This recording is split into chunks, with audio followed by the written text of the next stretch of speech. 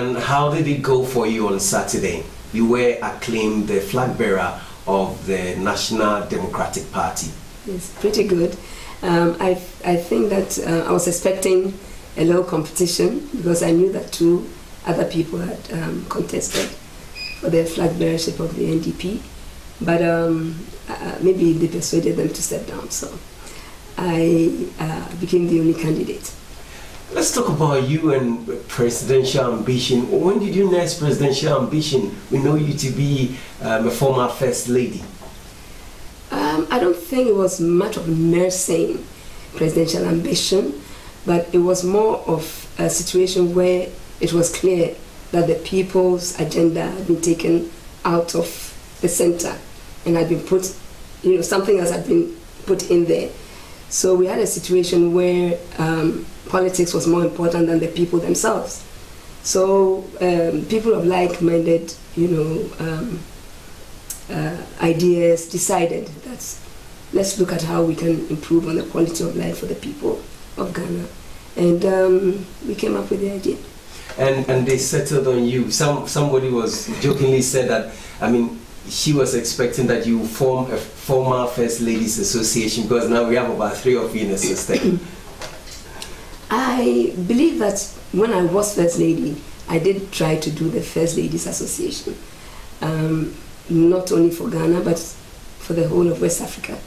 And then I also threw it to the other African countries to do the same.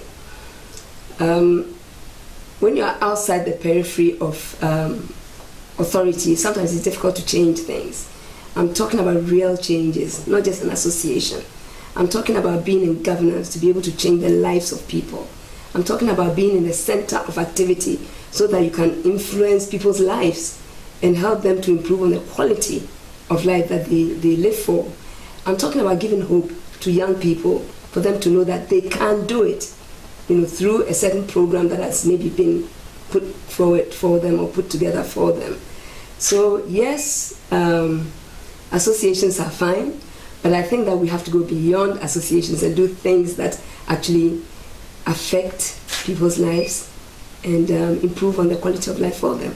Well, how would you respond to people who say that you've been First Lady for nearly 20 years when your husband was in power, and you've tried to, if you like, improve the lives of many Ghanaians and even outside Ghana? What else do you need to be able to impact your society more? Yes, I was First Lady for 18 years, and I did my best to work for the people, and especially for women, to bring women to a certain level where their issues became an integral part of national development. Yes, I tried that. But working with women on the periphery of governance or of government is not the same as taking charge and making things change, making sure that things change and change for the better. So I've worked on the periphery. I know how it's like. I know how we can improve on the quality of life for women, the youth and children, indeed for all Ghanaians. And I also know that it is possible to place people at the center of national development. So that is why I'm looking at doing this. Let's talk about the party on which you are now the flag bearer, the NDP. What or who is NDP? NDP is a party that is looking at helping the vulnerable to become part of the society, helping those who have been left out of the circle or cycle of development to come back into it and play their part. It is a party that has realized the negativities of governance and government and the negativities of other parties of not allowing the structures to work properly. And we are looking at a situation where we can actually help improve on the quality of life for people, and then young people to have a feel of belonging, that the country also belongs to them, so that we create institutions that can actually help them to improve on the quality of lives that they're going to live, whether they have a graduate level, a doctorate level, or they finished a skill level. We should be able to say, okay, you belong to the skills, this is what we can do for you, this is the money that have been put together to help improve on the quality of life for you. And everybody will feel that, yes, there is hope. What we need to do is to bring hope to the people of Ghana. Well, but some have said that it's left with only 52 days to the general elections, and you are now the flag bearer. In terms of competition-wise and time, it appears you are far behind. Don't you think so? Not really. I think that as a party, we are very young. We're 3 months old. And being young does not mean that we don't have the ideas. I believe that with the kind of ideas that we have and the commitment and the conviction that we have for this country, when we start putting out our message, a lot of people will understand why it is important to move from their traditional parties and come and join us so that we can actually help propel the development of this country, so that we can also, as an NDP party, help change the paradigm of politics above people to people above politics. I do not understand when you say you want to change the paradigm. Are you trying to say that the current situation is not the best? Because the ruling party have said severally that they are on track and they should be given a second term to complete it. I agree with you on that. It definitely is not the best. We need to have transformative changes that can affect affect the lives of people and give hope to the young people who are growing in this country. At the moment, family structures are disintegrating. Young people are being churned out of the universities because we have a lot of universities, we have a lot of polytechnics, a lot of institutions that are bringing students out, but there's no program for them at the end of the tunnel. So bringing out students alone does not solve the problem. What are we going to do with them after that? This is what we want to do, and I think that no party has a solution to it, but we do. Let's talk about your chances. I mean, realistically, do you think that your party and yourself, you can make any impact in this election? I think so. If we put our minds to it, the thing that we want to do, we put our minds to it, and we actually keep on track and keep in focus what we want to do, get all our members in the various constituencies to channel our activities along the same track, not waste time on unnecessary mudslinging, but stick to the issues and ideas that we have decided we want to push for the NDP party. I think that you can't say that there's no, we don't have the time. We will be able to make that time, and we will be able to effect that change that we want to. Well, the main opposition party, the NPP, they've been talking about education. The ruling party has also talked a bit about education and how they hope to further deepen their achievements. I mean, what is NDP bringing on board? A lot. Talking about education, whether it's the ruling party or the opposition party or any of the other parties, education is an obligation. It is an obligation that rests on every party. It's a constitutional obligation. So talking about it does not mean you're doing anything new. You are supposed to do it. Now, we are saying in the NDP that we don't want to just talk about it. We want to move beyond that. We want to look at a situation where the young people have something at the end of their education. We know, I mean, you know that I've been pushing the educational program since I was a First Lady. I have pushed from basic education, no, in fact, from kindergarten, from early childhood development, all the way to the universities. I have pushed for them to have many more halls of residences for young women. I have pushed for the co-educational schools to open out for women also, for young girls. I have pushed for young ladies to be able to, for us to have more women in schools than we did before. I have talked about children being, how do they say? They say school dropouts. Usually these girls are not school dropouts. They're taken out of school. And I have worked against it for a long time, that young girls should not be taken out of school. So certain things were done even at that time when I was First Lady to make sure that young girls remained in school by giving them certain items, free school books, free uniforms, making sure that certain payments that they had to pay in schools were done for them by the state. And that all was encompassed in the free but compulsory universal basic education, which included feeding the children at least once a day in schools. And that went into the Constitution in 1992. You see, so I just want to say that if there's something different that we are bringing on board, it is to make sure that when they actually leave school, we have a program for them. We're looking at the young people becoming entrepreneurs. So we are actually looking at entrepreneurship as a qualitative level after their education, after they've done their internship. And the internship thing will also have to be intensified, you know.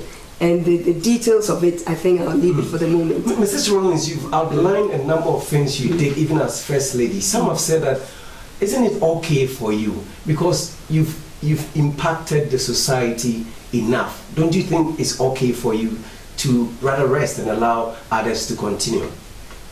I think that when you start a program, and with every step of the way, depending on which government is in power, it either drops down or it's killed completely.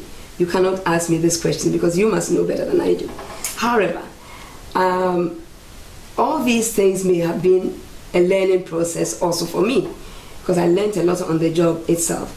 But I've done a lot, yes. I want to be able to take charge of the seat and be able to do even more.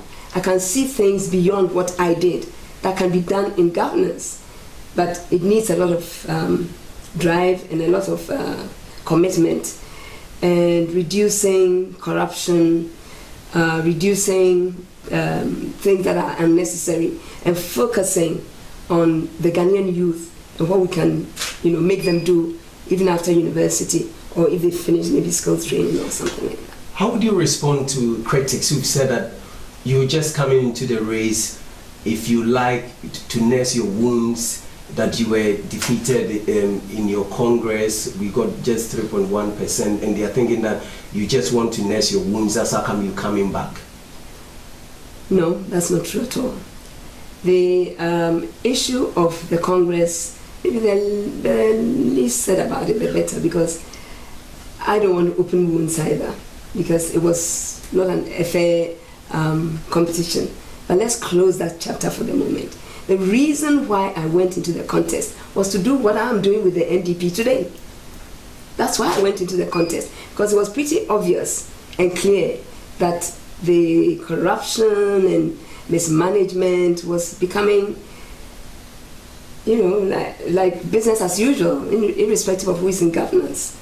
And if we don't stop it at some point by some group or a party or an individual, or whoever can see that they can actually improve on the quality of life, if we don't stop it, we're going to have a situation where it gets worse and worse till the country collapses. But these are allegations that the government has said, they are mere allegations and nobody has been able to come forth to prove it. So it's not something we can work with, don't you? Which of the allegations are you talking about? I mean, the corruption allegation you've just talked about. Some say, we blanketly say corruption, but nobody has been able to really prove corruption in the government. I think corruption is one of the difficult things to prove. However, you can see very clearly when there's corruption in a country, and you can see clearly when there's honesty in a country.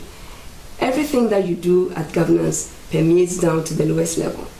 So without talking about how I'm going to prove anything, I think that we know how we're going to do things to improve on the quality of life and end corruption and mismanagement in governance. Mrs. Rawlings, are you just not hoping to split the NDC and, if you like, cause damage to them in the elections in 2012? The program is to improve on the quality of life for Ghanaians.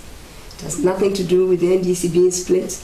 It has nothing to do with anything else. It's got everything to improve on the quality of life for Ghanaians, and also to reduce the mismanagement and corruption that you don't even want to accept that But exists, by you know. contesting, So- you're weakening the front of the ruling party, don't you think so? Because some members are joining you.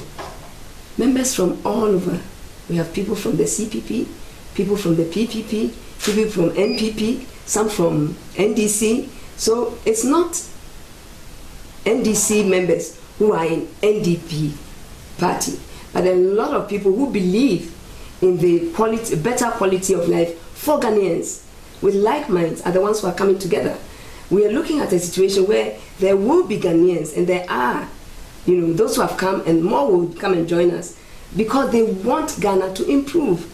They want a different paradigm. They want a different situation for the country. They want a different country, better country, if I may still use that word, an improved country for our children, our children's children. They want to make sure that the country actually has a good basis to take off into the next few years based on the oil finds that we have.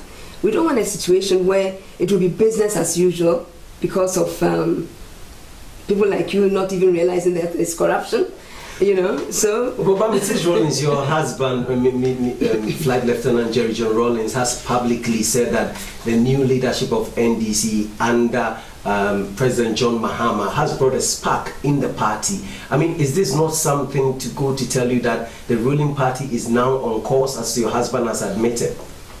He didn't say they were on course. Did you hear him on Saturday? When you talk about something bringing a spark and something on course, they are two different things. I think you will know that even as much as I do. But let me move away from that and say that all we want to do is to place people at the center of national development. We want to advance the job creation for all, not based on anything other than your qualification. We want to be able to develop practical solutions that will actually end or reduce poverty. We want to be able to create a society that is sensitive to everybody and to the needs of the vulnerable groups. We do want to transform this country. We want to transform also healthcare. We want to transform the educational system. Yes, we want to make access to energy a right. As we said, sometimes we don't even know whether we're having light today, tomorrow. You never know. It should be a right. We are empowering people, and we want to empower the youth in everything that we do, because the future of this nation is very important. Mrs. Rawlings, I'll go back to my question. Do you think that your husband is in a tight position because he was at your Congress and supported you, and at the same time he has been to President Mahama's event and has said that he has brought that spark? Don't you think that your husband is being split in terms of allegiance? It's a pity that you look at things this way, black and white all the time. My husband is the founder of the NDC, and as a constitutional obligation, he has to go to some of these things. Yes, so what he's done, I think, is right. I have decided to resign from the NDC. I have discussed it with him, and we took a decision. I think that it would be wrong for you to juxtapose my husband into black and white. So I'm not going to answer your question at all. But won't this undermine his authority within his own party? Today we heard that the leadership wants to meet over his appearance at your convention. Don't you think it will undermine his authority as the founder of the party? Does he have any authority in the party? At least he's been invited to several events. Does he have the authority? Having authority is being able to actually help direct and help improve on the quality of the party, and also help to bring up information or ideas for the improvement in the party. So I'll leave you to it. Are you not sure that if he continues to support you, if you say he doesn't even have an authority, but at least he's being recognized, it will erode all that he has gained over the years for the NDC? I don't think so. I think that some members of the grassroots who believed in him continue to be with him. And those who decided that they wanted to bastardize him and do all these things, and actually went on radio to say, oh, we'll wait, when it's almost time for the election, we'll placate him, cajole him, he'll come and, you know, campaign for us, and then we'll dump him again. I think he's one of the most astute politicians. He's the founder of the party. he's doing what he thinks is right, and I support him for it. Mrs. Rollins, my final question to you. Some have talked publicly about your family itself, that you going a different direction and your husband being with the NDC will actually break up your home. Do you subscribe to that? Not at all. Actually, I'm not going in a different direction. My husband believes in probity, accountability, transparency, empowering the people, making sure that everybody has the same opportunity as everybody else. So we are doing exactly what he believes in. It is only because the NDC that he believes in departed from these values that we have set up this other party, NDP, to carry out the values and have his ideals actually manifested within the NDP party. So no, not at all. The family is always in line with the, the president, with the former president's position on probity, accountability, social justice.